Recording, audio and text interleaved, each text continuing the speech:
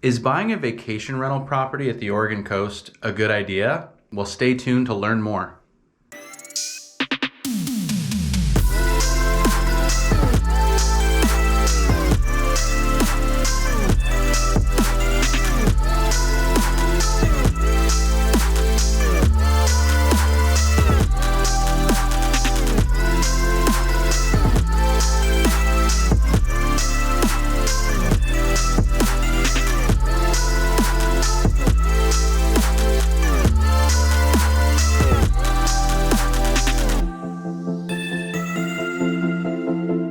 What's up, everybody? This is Clem with the Home Team Brokers coming to you from the Oregon coast. And if you want to learn everything there is to know about what it's like to live, work, eat, sleep, play, and the pros and cons of living at the Oregon coast, make sure to hit the subscribe button and tap the little bell to make sure that you are notified every time we drop a new video. And we get people reaching out to us all the time who are thinking about buying property, buying land, buying a home, buying a vacation home, buying a full-time residence, or selling a home at the Oregon coast. And we love to hear from you. So if that's you, give us a call, send us a text, shoot us an email, even schedule a Zoom call in the description below of this video. However you decide to get a hold of us, we have your back when it comes to moving to the Oregon coast. So let's talk about buying a vacation rental property at the Oregon coast. In particular, one that you plan on renting out, but potentially using for part of the year yourself as well. There's some rules around that. I'm not a financial advisor, I'm not a tax expert, but there are some things at a high level that you need to know if you are stepping into this process and wondering if it is a good idea to purchase a vacation rental property at the Oregon coast. Do vacation rentals do well? Of course. Is it a great market for vacation rentals? Yes. The demand is there. Tourism is the top industry on the Oregon coast, and of course, people need a place to stay. So generally, you can make it work, but it's not without some headaches.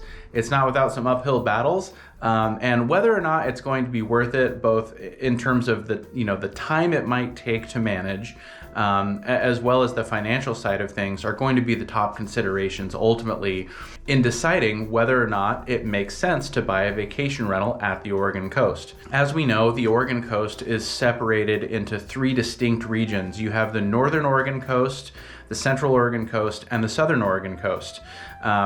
All of these regions get a lot of tourism, but generally, a thing to consider is how these different regions and how these towns are set geographically and how close they are to larger population centers. So the Northern Oregon coast and the Central Oregon coast really is a lot closer to Portland and all of Western Oregon, where the majority of the population in Oregon lives. So you're going to get probably a higher percentage of people who want to drive 90 minutes, 2 hours, maybe 2.5 hours to their destination. Once you start getting into from about Florence south, if you're looking at this from the perspective of people coming from Portland, Salem area, you get into 3 hours, 4 hours, 5 hours to get to some of these towns like Coos Bay, North Bend, Bandon, Port Orford, Gold Beach, Brookings. But the Southern Oregon coast is fantastic, very scenic, and yes, a lot of people travel there. So it's kind of a balance of, is it a viable option as far as the demand? Does it make sense for you depending on where you live and if you want to use the property or not? And in this video, we're going to go through some of the things you need to know and some of the steps when it comes to vetting different vacation rental properties based on their potential. So there are some rules when it comes to federal income tax when owning a vacation rental property. Basically, if you rent the property for less than 14 days out of the year, you don't have to pay any federal income tax on that. And then as you start to exceed that threshold, it basically starts to operate more like a business where you can deduct ordinary and necessary expenses for maintaining and managing a vacation rental property. So if you're looking at, just kind of the general upkeep in terms of maintenance, things that you provide for your guests, like towels, snacks, different amenities, what have you. You can deduct some of these expenses, but there is a balance between how often you're using the property and how much you're renting it out. However, if you are renting your property for more than 14 days, some of the tax benefits you get as a homeowner don't apply. You can't deduct things like mortgage interest, for example. So there are expenses that you can deduct, that are operational expenses, but then there are things that you cannot deduct that you could for a typical home. So I'll put a link to the IRS article in the description of this video so you can dig into that a little further. That's kind of step one in understanding, the tax implications on a federal level. And then we get into talking about Oregon. So in Oregon, short-term rental owners are categorized as transient lodging providers. So transient lodging providers are basically people who own vacation rental properties in Oregon, have to submit quarterly filings to the Oregon Department of Revenue for tax purposes. So basically you're submitting quarterly taxes. Your vacation rental property is registered with the state as a vacation rental property, which is required. It's automatically registered with the state upon your first quarterly filing. So pretty simple process as far as that goes. There is a state tax on that income of 1.5%. And that tax is supposed to be meant to fund tourism activities throughout the state and maintain some of the attractions in these different areas. Now, there's also local and county taxes that apply as well. So that's going to be different from town to town and county to county up and down the Oregon coast. So if you have your eyes on a couple of different towns, different areas that you would consider purchasing a vacation rental property in, let's chat about that and we can dig into what the rules are for that specific town, because it really can range. Some places are going to be more vacation rental or short-term rental friendly. And the taxes that they levy are going to be a part of that. Another thing too, which is actually kind of cool, is 5% of the taxes that you're paying quarterly, you can actually keep that for covering administrative costs of actually doing the taxes for the property. So you are able to take some of what you're paying in right out of the gate and use that for either using a tax professional or just the cost of processing those quarterly filings. So the tax implications, relatively boring stuff, but we can dig into that a little further. The information is readily accessible, and we can have a conversation based on, kind of a town by town basis or county by county basis. You just got to get in touch with us and let us know where you're looking, and we can get that information for you. Now, the next piece is whether it's viable from a business perspective as far as, your monthly, quarterly, and annual cash flow. Is this investment in a vacation rental property going to yield you a positive result? And generally, historically, property values grow at about 5% every year. Sometimes that dips down a little bit, sometimes that goes way up. Property values across the Oregon coast as of early 2020 in the past 12 months have gone up about 20%, some places more on average across the board. So, there are opportunities there just owning property and gaining the equity. But, a lot of people, as a real estate investor, if you're doing it, strictly for business purposes, you're probably looking to get some of that cash flow on top of that as well. And you want to actually get the income from the property. So taxes are certainly something to look at. But also the expenses when it comes to just general upkeep, maintenance, other fees associated with property management, incidental costs, when it comes to, any damage, either weather related or guest related. Typically the rule of thumb is that you can expect about 50% of your gross revenue to go directly toward these business related expenses when it comes to kind of managing and owning and operating a vacation rental property. And we can't really talk about this subject without talking about, some of the issues that the communities and counties up and down the Oregon coast are facing when it comes to short-term rentals. Because, the Oregon coast obviously has awesome communities up and down the Oregon coast. And, there are a ton of full-time residents, and they are certainly affected by, people coming in and out. On one hand, the tourism industry props up the economy of the Oregon coast. It's certainly the biggest driver for the Oregon coast economy. But on the other side, especially on the real estate side of things, the more properties that are bought and owned as short-term rentals, the less housing opportunity there are for the residents of a given town. So there is certainly a housing crisis up and down the Oregon coast, and short-term rentals do contribute to that. There's other concerns as well, just noise, garbage, traffic, things that, if you could imagine in your own neighborhood, you probably, wouldn't want to be dealing with all the time necessarily. So is that a big enough deterrent to not buy a vacation rental at the Oregon coast? No, again, ultimately there are benefits to the community as well, but there's certainly a balance. And it's not just the lack of available housing, but also the cost of housing as well, because short-term rentals, can charge hundreds of dollars a night, thousands of dollars for a week. That props up housing costs as well for the people who are living in these areas where, if the local residents can only afford X amount a month, and then the owner of a property is looking at the potential of, say renting a property for $2,000 a month, or they can get, $5,000 a month if they do a short-term rental. Maybe it's an easy decision on the part of the property owner, but there are adverse effects that can happen,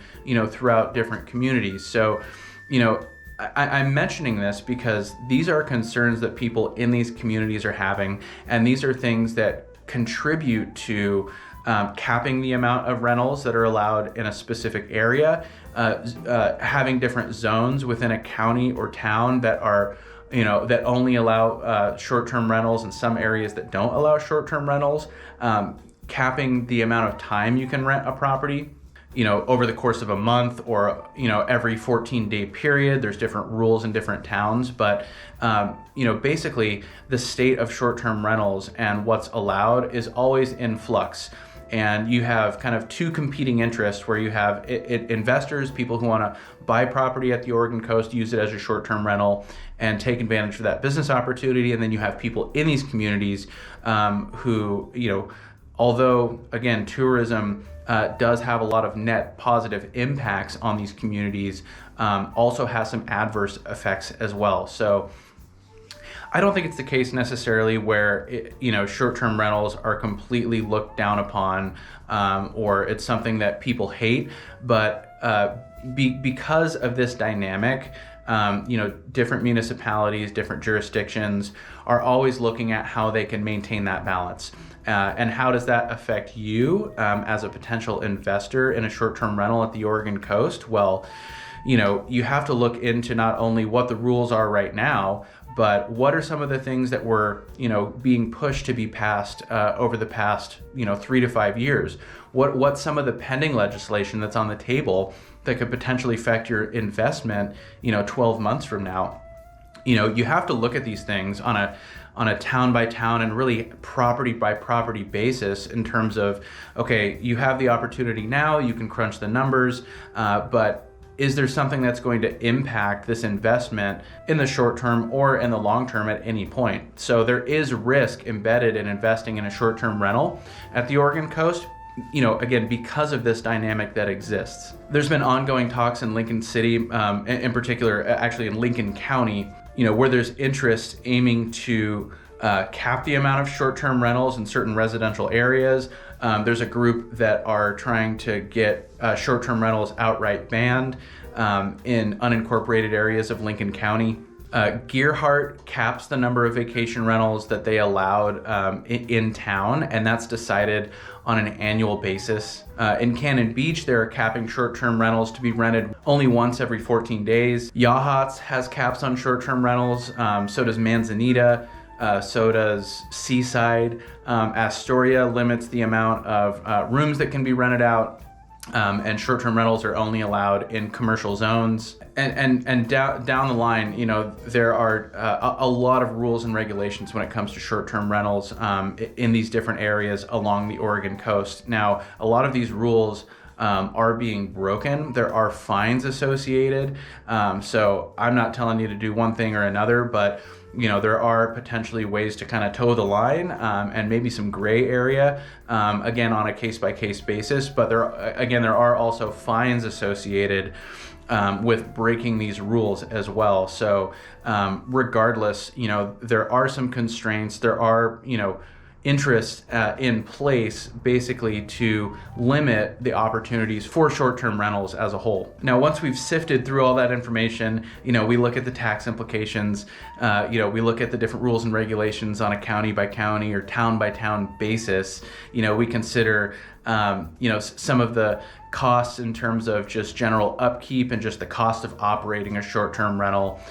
If everything still looks good to you, what's going to be the process for determining what a good investment will be? How do you find the property that's going to yield you the best result? Well, there's a lot of opportunity out there. And again, generally overall, buying an investment property, buying a short-term rental at the Oregon coast is a pretty safe bet. But how do you go about deciding what and where to buy? Well, the first thing you need to do is find a realtor or a real estate team that's going to work for you. Having somebody who can not only talk about kind of the business side of a short-term rental, but also what a particular area has to offer, who that area caters to, and getting a feel for some of the intangible things about your investment as far as a particular town or area or type of property.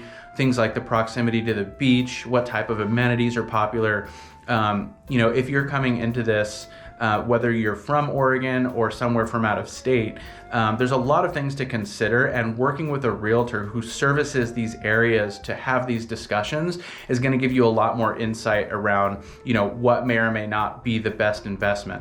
Okay, next, look at any rules and regulations for a particular area, as well as pending legislation that may affect short-term rentals. Again, these things are always in flux, so you want to have a good understanding of what the rules are in the area that you're considering to buy, not only how that's going to affect things now, but how things might change in the future. And then the next step is to look at the average occupancy rate, and then to look at the average daily rate of a particular area. And there's a tool online called AirDNA that you can use. I'll put a link to it in the description of this video. And you can actually evaluate down to an address what a property could potentially yield on an annual basis. So you look at how much you can charge daily on average and what the occupancy rate of a town is. So if the occupancy rate is like 75%, so you calculate 75% of the days of the year, and then you multiply that by the average daily rate, you get an approximate number that at least can kind of guide you in your decision making, looking at the potential income for that property. Once you've narrowed down, what the rules and regulations of an area are, what the occupancy rate looks like, what the average daily rate looks like, start looking at some of the intangibles of a given property. Once you've narrowed down a few properties, look at the proximity to the beach, the amenities that are offered. Is it a place that's desirable? You can have two properties on paper that more or less meet the same description, and might not be that far from each other, far apart as far as the sale price. But is a property set up well for a short-term rental? Just, the location of the bedrooms within a house. Is it a nice big open common area, kind of an open concept with living space and kitchen connected? A lot of times, these are catering to family vacations, groups of friends, things like that, and people want to congregate, in kind of a common area.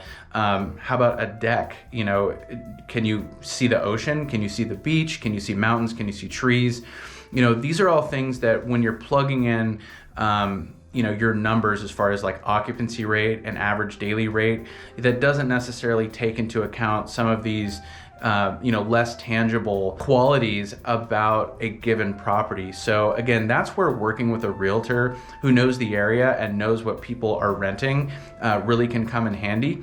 because again, on paper, something might look like a great investment, but there might be some things about a property that would make it less desirable or more desirable to a potential renter. And then finally, think about, and this is something that you can always decide on or change your mind on in the future, but think about property management versus self-management. How much time is it going to take you to manage it on your own? How much is it going to cost for a property manager? I would bet that more often than not, having a property manager makes a lot more sense. You're not having to travel to the location. You have things like routine maintenance and upkeep being taken care of, which there is a lot of at the Oregon coast. And actually, we did a video about it if you want to check that out right here. So property management companies, that are local in particular, can take care of a lot of maintenance, cleaning, even help with the booking. And then these companies might actually utilize things like Airbnb, VRBO, etc. So you don't have to do any of that. Of course, the more that a property management company is providing, the higher the fee is going to be. So that can really cut into your margins. I mean, you could be looking at 10, 15, 20% of your rental income going right back to a property manager. But again, you have to kind of calculate the time, the expenses that you would have regardless. And just does it make more sense to have a property management company take care of that for you? So is owning a vacation rental property at the Oregon coast a good business opportunity? I'm going to say yes, it is for sure, but you have to know what you're getting into. You have to go through these steps and taking into consideration all of these things that we've discussed in this video. And if you want to learn more about these different topics and talk about what the process looks like and nail down a game plan, get in touch with us, give us a call, send us a text, shoot us an email. Again, schedule a Zoom call in the description of this video.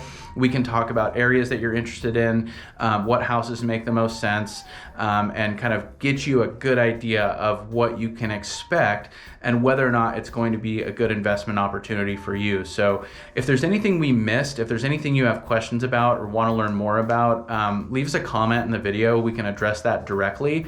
Otherwise, thanks for watching this video, and we'll talk to you later.